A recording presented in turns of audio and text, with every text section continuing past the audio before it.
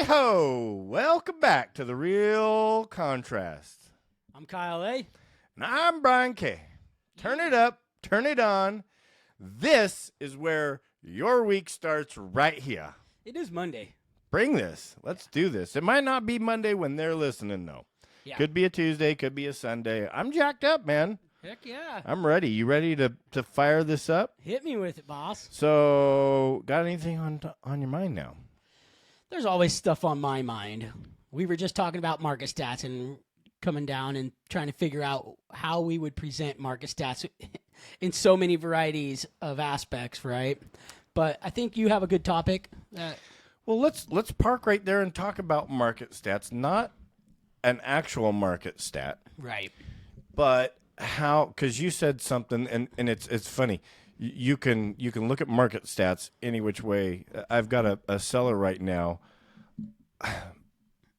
We haven't had a ton of activity, so I have to create different market stats for him to look Right.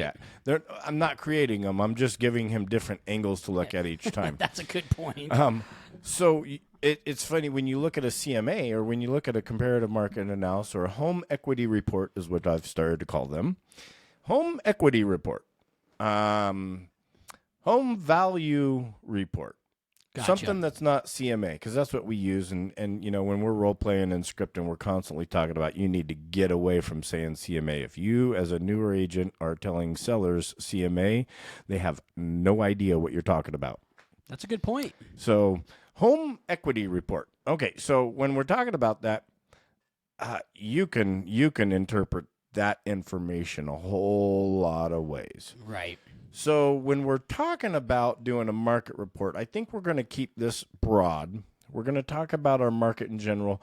As a whole, we do a whole lot more residential than vacant land or commercial here. Correct. We don't get involved in leases as real estate agents here. So we're going to do kind of a broad approach. I think something to help bring value to people. However, I want it to be something that's also interpretive. Okay, so when we're looking at this, how we interpret the market data that we're seeing out there. Right. And would love to hear back from some of our listeners about, hey, you know what? This also can mean this, this, and this. Absolutely. Because there's tons of different ways to look at that. Oh, well, the mortgage rates are up. Well, Right. that's a good time to be a cash buyer. Right. Or that's, I mean, Or have a good chunk of cash into it. absolutely. Absolutely. Yeah. And then you have the other side where you can you can get into the micro markets, and we don't need to be doing that neither. No. Not for our purpose. No, and I think it's fun to talk about micro markets, and I'll do that till the day I die. Right. But that's another reason why we want to talk about big picture, because if we just focus on problems and stories too much, Right. then people are like, So- man, that's a hard place to live. So since we're here, why don't you give me an understanding or give the audience an understanding of what you're talking about with the seller and his what did you call it? Home equity report. Home equity report. That's a new one for me, guys. I've been guilty. I've been the guy saying CMA, and I'm gonna follow Brian's lead because he is good at what he does, and I value what you bring to the table. So, home equity report. Okay, and you can do a good book of business by saying CMA, right? I'm not saying that Right. there's right ways and wrong ways. I'm saying that there are different ways, and I think there's educational ways. And when we say CMA and creative or current market analysis or comparative market analysis, we get the person that we're talking to. We want to engage. We want to have a goal in mind. Hey, this guy would. I was talking to a guy today, and he wants to buy property, and eventually wants to sell his house. Doesn't have to sell his house to buy the property, but it definitely means what's going to happen with his life later on when he does sell that house. Is he going to have 600 or is he going to have 800,000? Absolutely. And so if you can just give them some terms, I think that a home valuation. Well, when you say home equity report, what? And we're back. Yeah. That was fun. You know what I like is your ring. And for those of you that don't know, we just got interrupted because we've got high technology here. Yeah. Kyle got a phone call and it's like, bing, ding. Hey, it came Someone back butt on dialed now. him. So when you say home equity report, Yep. what goes through my mind is you're relaying what equity they have in their home, and kind of I'm going to take this side of it just to have the conversation with you. Is that is a little bit different than actually what we're providing in those terms, right? We're providing an analysis on what's going on in the market and where their house stands within that market. Yeah. And ultimately, at the end of the day, the client, if you really peeled that onion back, wants to Right. know how much money they can make. Absolutely. Absolutely. They just don't know that they. and-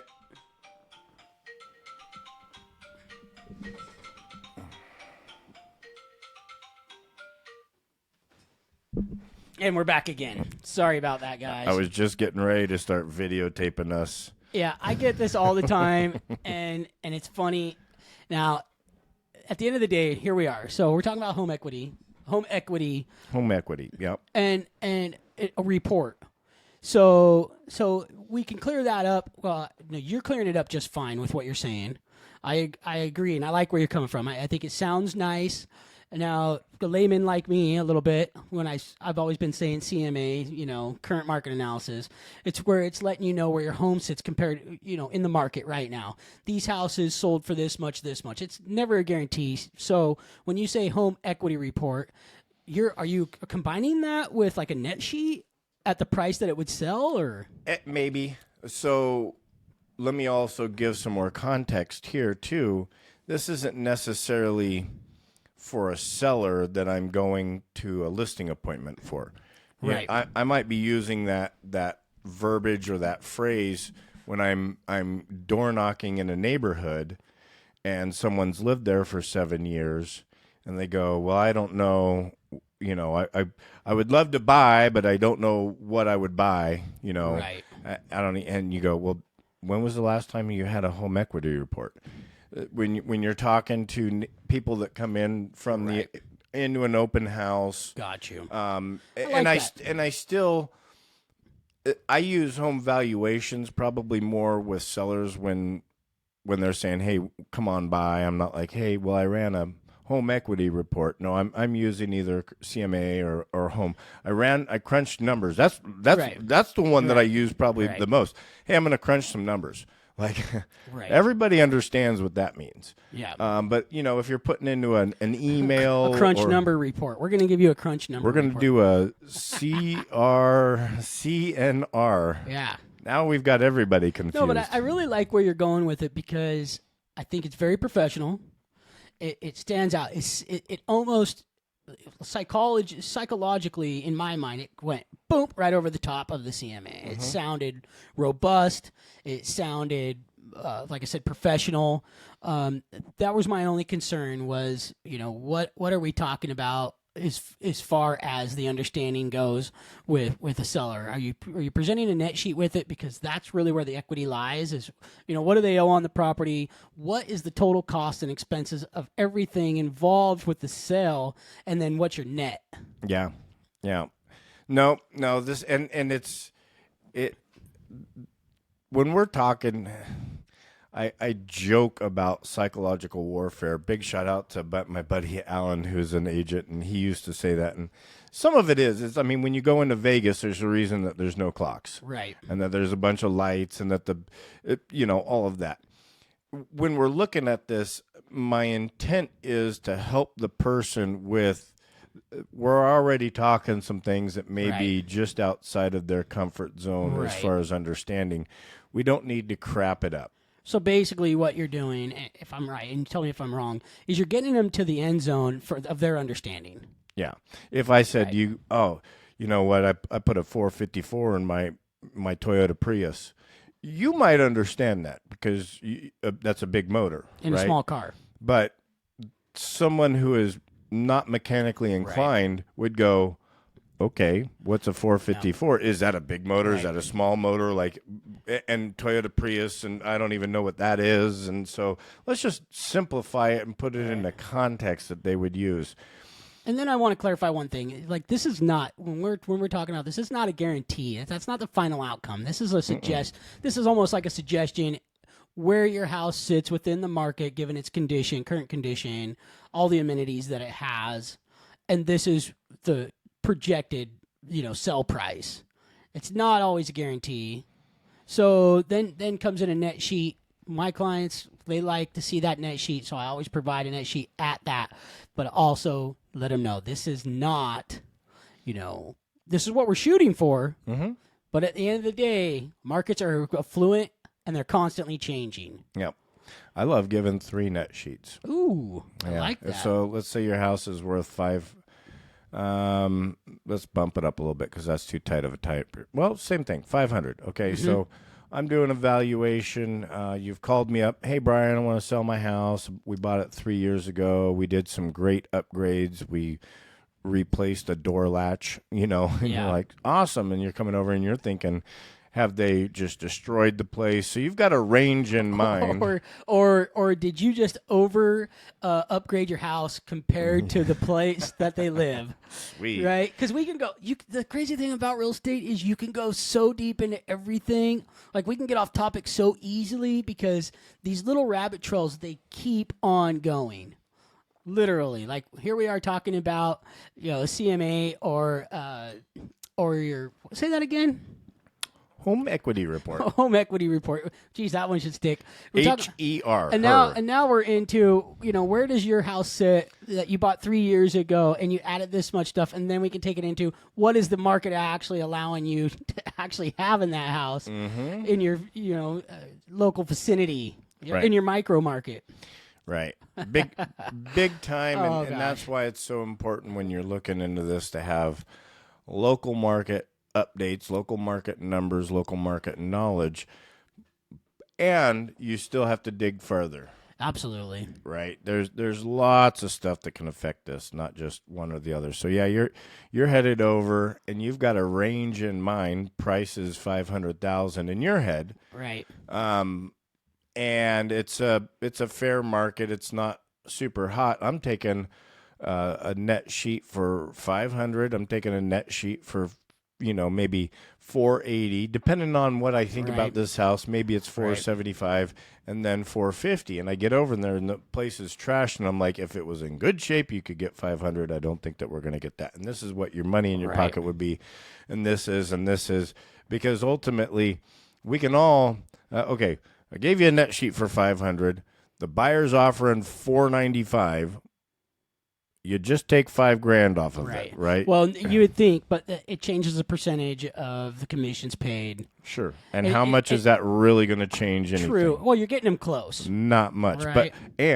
but they can't see that. So if you give them 2 things, right, they go, oh, okay, I'll add a little bit here and subtract a little bit here. And I know it's not this low, but it's not quite this high. And then this is where it gets a little more difficult in these markets when we're actually seeing home equity starting to drop. Like, literally, I was at an open house last weekend talking to one of the neighbors. She's like, my equity in my house has dropped $80,000 this year. Mm-hmm. So there's a lot to contend with, especially when people are still in the mindset. So bring in the right information. Last weekend, and no one's value over there has dropped $80,000 this year. Maybe in the last year, and it also kind of. So in the last year, not this year, right. Within a year, sure. And I will say it has, because I actually seen my client's appraisal, and I actually saw her appraisal report that the next door neighbors, and her house was in better shape than my client's house. Yeah. And I don't disagree with 2023 creating that. Right. I was just. Yeah, this year, you're right. We're 3.5, 4 months into. Well, I guess we're almost 5 months into this sucker, and I'm thinking, well, I tell you, if you had $20,000 if you a month, had some pretty hard up neighbors, house, unless someone lit a stick of dynamite in there, Yeah. Well, needless to say, is I understand where you're going with it. I like it. I like exactly your verbiage, and I think we've explained to the audience actually what that's about, right? Yeah. You've got a firefighting shirt on there. Have you ever participated, maybe you can tell me, maybe you can't, in like a a house is just completely roached out and it's cheaper for someone to burn it down, so they call up the fire department? Yes. Yes, actually I have. How cool is that? That is really freaking cool. Oh my God. Those are training sessions for us. We had one here on Hauser that I Yep. strongly suggested. That I don't think she's done anything. She should do that. Actually, is it one of the ladies in your office with a listing out here? No. It's one of my clients that bought it. Just yeah. Oh, okay. Yeah. Because we actually just did one out here at Hauser. The house went on the market. Actually, there was another house next to it. It was all on the same property. Went on the market. We burned it down, and then they cleaned up a little bit. Now it's on the market, and she's with KW. Yeah. And then we did one on 53. The city bought it. Love that. Kootenai County bought it, and they let us practice in there. So we got to do a whole lot of training on it and torture up. So tell our viewers, if they don't know, what an intentional house burn would be. Well, an intentional house burn is just that. We go in as a department. We set it up properly to where we can actually train in there. So a good example is we take a 55-gallon barrel, put it in one room. That would be our source room, and I don't know if that's the technical term for it, but that's where. And then we go in and we practice on that. And then after we've all practiced locating, walking through the house. The house is not on fire at this juncture. Well, there's in a time. 55-gallon barrel in there that's on fire, right? So it's Okay, creating smoke. Oh, gotcha. And so and then we go in, and once the house fills up with smoke, we practice what we would do in a real situation, and that's going in to save lives. So we get to go in with all of our gear, open up doors, clear out the area. Once everybody gets through, well, you just put more fuel in there until you get that house lit. And then that house is lit, and we're not going inside at that point. We're working it from the outside, and basically we're watching it burn. We're going through around the outside, keeping the perimeter safe from fire so it doesn't spread. And we're actually being conscious of what's going on, so we know what to look for. Like when the roof's caving in, it's like, see, this is what you're looking for, because you have to cut vents a lot of times in house fires just to get some of that smoke out, so you don't have it would be like a backdraft. I don't know. That was a you're movie. right, because once you open that up and the oxygen gets in there, well, what's all that smoke? That is a combustible. So it's really, really cool. That's awesome. Yeah, it's hard work, I bet. and it's hot. Really? Very hot. Are the fires that you're working with broken? Because I thought most of them were cold. Well, let me tell you this. You're in a suit that is, you're dressed in $30,000 worth of gear, and you're sitting next to the flames, and you don't feel it. And when you do feel it, you get ready to be burnt, because it takes a few more seconds after that. I've actually had my lenses melt, and those are $1,000 a pop. Oh my God! And if the lens is melting and it's $1,000 lens, which is meant to prevent heat, that's hot. That's hot. That's smoky. Yeah, it's pretty fun. So I get a kick out of it. I get to enjoy it, at least the training part of it, because we get to go in with chainsaws and whatnots, and we get to watch how it's done and work within it. Get to see the rollover. I mean, that's pretty amazing stuff to be able to witness.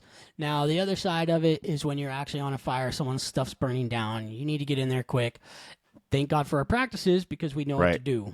Right? So it's a whole drill. We pull up, boom, set everything up as fast as we can. It's timed. Make sure that all of our safety precautions are taken care of, and get in there and just play. Love that. And thank you. Yeah. For your service and for Absolutely. doing all of that. And you got to practice, right? And that's what I tell people all the time in real estate. If you're thinking of getting into real estate, or you're a new agent in real estate, if you're not role playing and script practicing with someone, you're practicing on your clients. Right. So take Kyle's instance right now. Yeah. Would you rather the firefighter show up at your house who's practiced this and gone through it, or is just showing up and going, what should I have said better? Should we cut holes in the top, or let's just see if we make a big old bomb here, right? And that's it's not oh my gosh, I've got to I don't know if I've shared this on the podcast yet. Have I told you that I used to be a vacuum cleaner salesman? No. Oh, Kirby? baby. No, I can't even remember. So realistically, I answered an ad. I was unemployed. I answered an ad. Yeah, this was newspaper days back in the day, right?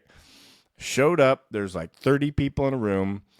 By the time they got done giving their presentation, I still didn't even know what the job was. But I was desperate. So I came back day 2.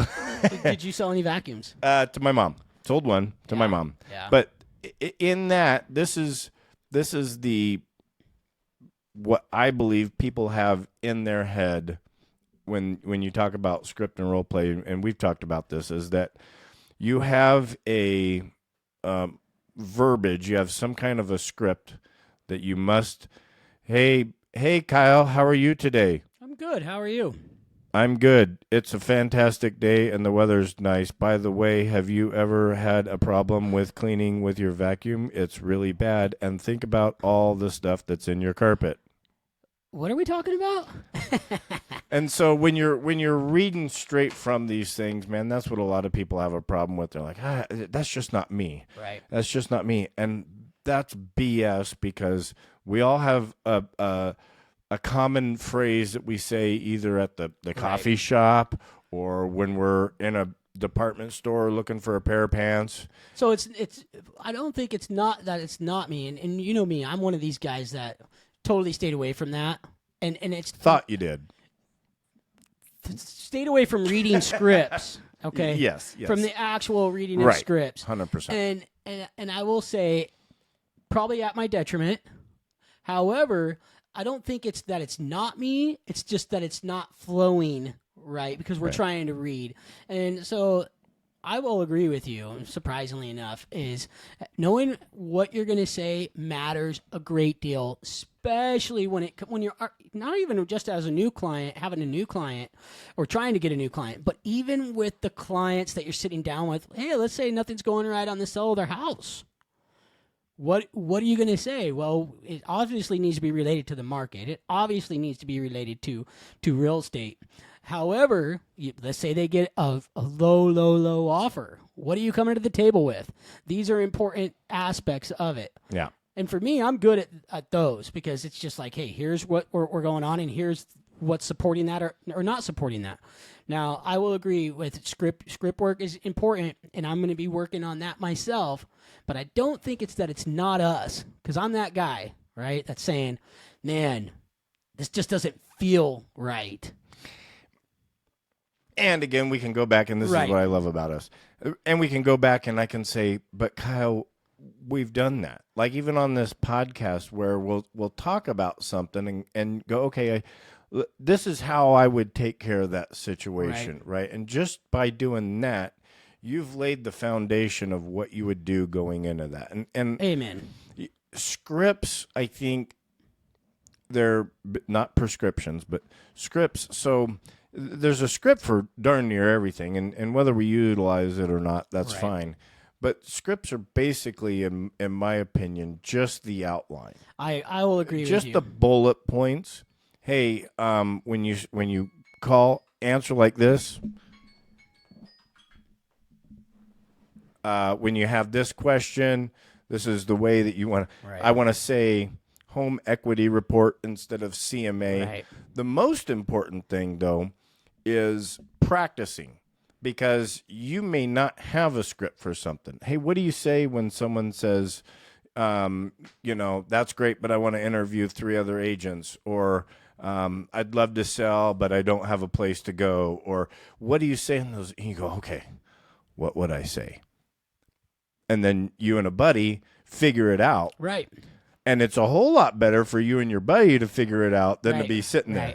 Because you could miss I have missed massive opportunities. Break it out, dude. Give me Yep, the opportunity train. And it's funny you bring that one up, and I know we're running out of time here, but you bring that one up, and it's like, yeah, I was there. And you know what? When I've had that happen to me, I didn't know what to say, and I lost out. But now, because I've had it happen to me, it's pretty simple. Well, you gotta start a journey, and you have to set a goal, and you have to actually be organized and everything in position in order to do this. So what comes first, right? So these are logical thoughts. Yep. And had I done some script work, maybe I would have came to that conclusion by reading it. or maybe I just had to learn the hard way. And I think either way, they're both valuable. So if you're getting out there and you're getting enough conversations with people, you're naturally, what you're saying is you're naturally going to form a script. And I think that's where I've done. Now, if you were to just point blank ask me something just here as a friend, just playing around, my mind would go blank. But if I knew that you were somebody I was actually talking with, right, it's already there. Right. Well, and it actually takes some practice to get good at practice. Yeah. Practice doesn't make perfect. Perfect practice makes perfect. Amen, man. You do crappy practice, you're going to have crappy results. So Yeah, you're going to have a crappy day. This was fun, man. Yeah, brother. What do you say we do this again? Yeah, let's do it again. All right. Y'all have a good one. Peace.